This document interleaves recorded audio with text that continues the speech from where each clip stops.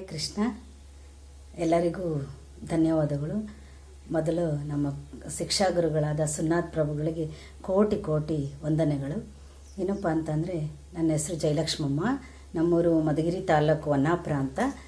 ನಾವು ಒಂದು ಇದರಲ್ಲಿ ಕೆಲಸ ಮಾಡ್ತಾಯಿದ್ದೀವಿ. ಅದರಲ್ಲಿ ನಮ್ಮ ಮೇಲಧಿಕಾರಿಯಾಗಿ ಕಾರ್ಯನಿರ್ವಹಿಸಿದಂಥ ಲತಾ ಮೇಡಮ್ ನಮಗೆ ಈ ಲಿಂಕನ್ನು ಕಳಿಸಿದರು.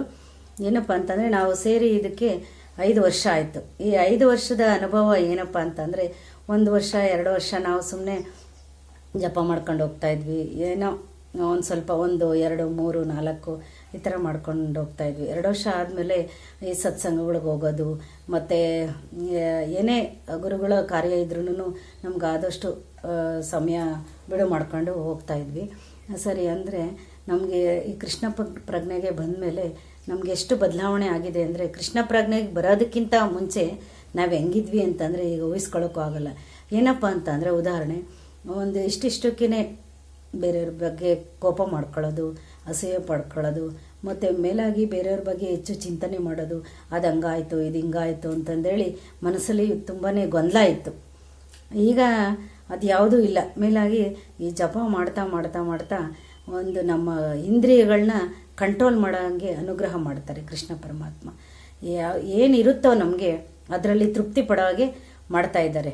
ಅದಕ್ಕೆಲ್ಲ ಕಾರಣ ಏನಪ್ಪ ಅಂದರೆ, ನಾವು ಕೃಷ್ಣ ಪ್ರಜ್ಞೆಯಲ್ಲಿ ಇರೋದು. ಉದಾಹರಣೆ, ನಮ್ಮ ಮನೇಲಿ ತುಂಬಾ ಒಂದು ದೊಡ್ಡದಾಗಿ ಇನ್ಸಿಡೆಂಟ್ ನಡೀತು. ಆವತ್ತಿನ ದಿನವೇ ನಮ್ಮ ಸೆಷನ್ ಇತ್ತು. ಏನಪ್ಪ ಅಂತಂದರೆ, ನನ್ನ ಮಗಳು ನಮ್ಮ ಮನೆಯವರು ಹೋಗ್ತಾ ಇರ್ಬೇಕಾದ್ರೆ ಲೆಫ್ಟ್ ಸೈಡೆಲ್ಲ ಹೋಗ್ತಾ ಇದ್ರೇ ಎದುರಿಗೆ ಬಂದು ಆಕ್ಸಿಡೆಂಟ್ ಮಾಡಿ ಇದಾಗಿತ್ತು. ಆ ಕ್ಷಣ ನಮಗೆ ಕ್ಲಾಸ್ ನಡೆಸ್ತಾ ಇದ್ದೆ. ಅವಾಗ ಬಂದು ಹೇಳಿದ್ರು ಸಹ ನಮಗೇನು ಏನೂ ಆಗಿಲ್ಲ ಹೇಳು ಅಂತ ನನ್ನ ಮನಸ್ಸು ಅನ್ನಿಸ್ತು. ಅದೇ ಥರನೇ ಸುಮ್ಮನೆ ಕಂಟಿನ್ಯೂ ಮಾಡ್ತಾನೆ ಇದ್ದೀನಿ ಕ್ಲಾಸು. ಈ ಬೇರೆಯವ್ರು ಹೇಳೋದನ್ನು ಕೇಳಿಸ್ಕೊಂಡು ಮಂಜುನಾಥ್ ಪ್ರಭುಗಳು, ಮಾತಾಜಿ ಏನೋ ಆಗಿದೆ ತೊಂದರೆ, ಹೋಗಿ ನೀವು, ನಾವು ಮುಂದುವರಿಸ್ತೀವಿ ಅಂತ. ಅಂದರೆ ನಾವು ಕೃಷ್ಣ ಪ್ರಜ್ಞೆಯಲ್ಲಿ ಇರಲಿಲ್ಲ ಅಂದರೆ ಏನಾದರೂ ಹೇಳಿದ್ರೆ ಸಾಕು, ತಕ್ಷಣವೇ ರಿಯಾಕ್ಟ್ ಮಾಡ್ತೀವಿ. ಏನಾಯಿತು, ಎತ್ತಾಯಿತು ಅಂತ ಹೇಳಿ ಗಾಬರಿ ಆಗೋದು, ಒಂಥರ ಭಯ ಆಗೋದು, ಏನೋ ಒಂದು ಇದಾಗ್ತಿತ್ತು. ಅಂದರೆ ಆಗಿನ ಕ್ಷಣ ನಿಜವಾಗೂ ಸತ್ಯವಾದ ಮಾತು, ಏನೂ ಆಗಿಲ್ಲ ಬಿಡು, ಕೃಷ್ಣ ಇದ್ದಾನೆ, ಹಂಗೂ ಆದರೆ ಕೃಷ್ಣ ನೋಡ್ಕೊತಾನೆ ಬಿಡು ಅನ್ನೋ ಒಂದು ನಂಬಿಕೆ ಇತ್ತು. ಅದರಿಂದ ನಾನು ಸುಮ್ಮನೆ ಕೂತ್ಕೊಂಡು ಕ್ಲಾಸ್ ನಡೆಸ್ತಾ ಇದ್ದೆ. ಆಗ ಮಂಜುನಾಥ್ ಪ್ರಭುಗಳು ಹೇಳಿದ ಮೇಲೇ ಹೋಗಿ ನೋಡ್ತೀನಿ, ಅಲ್ಲಿ ಎಷ್ಟು ಜನ ಇದ್ದಾರೆ ಅಂದರೆ ಅಷ್ಟು ಶೋಕ ನಡೀತಾ ಇದೆ. ಆದರೆ ನಮಗೆ ಮಾತ್ರ ಒಂದು ತೊಟ್ಟು ಕಣ್ಣಾಗ ನೀರು ಬರಲಿಲ್ಲ. ಅವು ಬೇರೆಯವ್ರನ್ನ ಎದುರಾಳಿನ ಬೈಬೇಕು ಅಂತಲೂ ಅನ್ನಿಸ್ಲಿಲ್ಲ. ಏನೋ ಬಿಡು, ಅವನಿಚ್ಛೆ, ಅವನಿಲ್ಲದೆ ಯಾವುದೂ ನಡೆಯಲ್ಲ, ಅವನಿಂದನೇ ಎಲ್ಲ ನಡೆದೆ, ಒಳ್ಳೆಯದೇ ಆಯಿತು, ಒಳ್ಳೆಯದೇ ಆಗುತ್ತೆ ಅಂತಂದು ಹೇಳ್ಬಿಟ್ಟು ನಾವು ಮುಂದುವರಿತಾ ಇದ್ರಿ. ಆಗ ಇದಕ್ಕೆಲ್ಲ ಕಾರಣ ಏನಪ್ಪ ಅಂತಂದರೆ, ನಮ್ಮ ಇಂದ್ರಿಯ ನಿಗ್ರಹ. ನಮ್ಮ ಇಂದ್ರಿಯಗಳೇನಿದೆ ಅದನ್ನು ನಿಗ್ರಹ ಮಾಡೋದಕ್ಕೆ ಆ ಪರಮಾತ್ಮನ ಅನುಗ್ರಹ ಇರುತ್ತೆ. ಇದಕ್ಕೆಲ್ಲ ಕಾರಣ ಏನಂದರೆ, ನಾವು ಪ್ರತಿದಿನ ಜಪ ಮಾಡಬೇಕು, ಗುರುಗಳ ಮಾತನ್ನು ಪಾಲಿಸಬೇಕು, ಅವರು ಏನು ಹೇಳಿದಾರೋ ಅದರಂತೆಯೇ ನಡ್ಕೋಬೇಕು.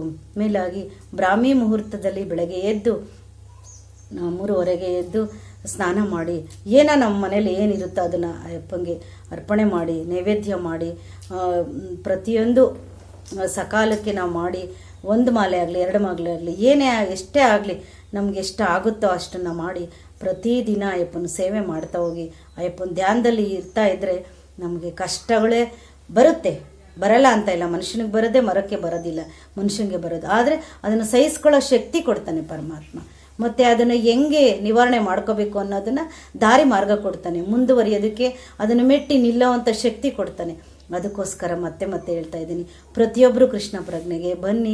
ನಾವೇನು ಅನುಭವಿಸ್ತಾ ಇದ್ದೀವೋ ಅದನ್ನು ಆಧ್ಯಾತ್ಮಿಕ ರುಚಿಯನ್ನು ನೀವು ಸಹ ಸವಿರಿ. ನಿಮ್ಮ ಮಕ್ಕಳು, ಮರಿ, ಕುಟುಂಬ ಎಲ್ಲರೂ ಸಹ ಸಂತೋಷವಾಗಿರಬೇಕು ಅಂದರೆ ಈ ಮಾರ್ಗಕ್ಕೆ ಬಂದ್ರೇ ಸಾಧ್ಯ, ಇಲ್ಲ ಅಂತಂದರೆ ಸಾಧ್ಯ ಇಲ್ಲ. ಅಂದ ಹಾಗೆ ನಾವು ಸಹ ಹಾಗೆಯೇ ನಮ್ಮ ಮಕ್ಕಳು, ಮರಿ, ನಮ್ಮ ಮನೆಯವರು ಎಲ್ಲ ಪ್ರತಿಯೊಬ್ಬರೂ ಸಹ ಕೃಷ್ಣ ಪ್ರಜ್ಞೆಯಲ್ಲಿ ಇದ್ದೀವಿ. ಆ ಗುರುಗಳು ಏನು ಹೇಳ್ತಾರೋ ಅದನ್ನು ನಮ್ಮ ಕೈಲಾದಷ್ಟು ಮಾಡ್ತಾ ಹೋಗ್ತಾ ಇದ್ದೀವಿ. ಅದಕ್ಕೋಸ್ಕರ ಹೇಳ್ತಾ ಇದ್ದೀವಿ, ಮತ್ತೆ ನೀವೆಲ್ಲರೂ ಕೃಷ್ಣ ಪ್ರಜ್ಞೆಗೆ ಬನ್ನಿ ಮತ್ತು ಪ್ರಚಾರ ಮಾಡಿ.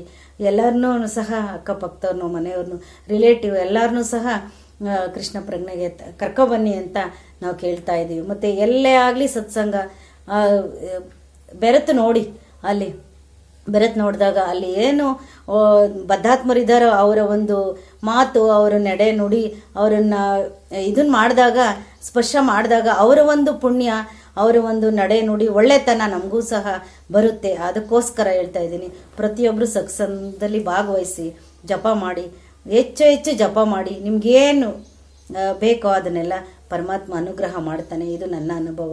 ಇಷ್ಟು ಮಾತಾಡೋದಕ್ಕೆ ಅವಕಾಶ ಕೊಟ್ಟಂಥ ನಮ್ಮ ಪ್ರಭುಗಳಿಗೆ ಮತ್ತು ಸುನಾಥ್ ಪ್ರಭುಗಳಿಗೆ ಮತ್ತೆ ಮತ್ತೆ ಧನ್ಯವಾದ ಹೇಳ್ತೀನಿ. ಮತ್ತು ಏನಪ್ಪ ಅಂತಂದರೆ, ಕ್ಲಾಸಲ್ಲಿ ಏನೇ ಭಕ್ತರು ಒಂದು ತಪ್ಪು ಮಾಡಲಿ, ಒಂದು ತಪ್ಪಾಗಿ ಹೇಳಿ, ಅದನ್ನು ಎಷ್ಟು ಸಹನೆಯಿಂದ ತಾಳ್ಮೆಯಿಂದ ನಿವಾರಣೆ ಮಾಡ್ತಾರೆ ಅಂದರೆ ನಮ್ಮ ಮಂಜುನಾಥ್ ಪ್ರಭುಗಳು.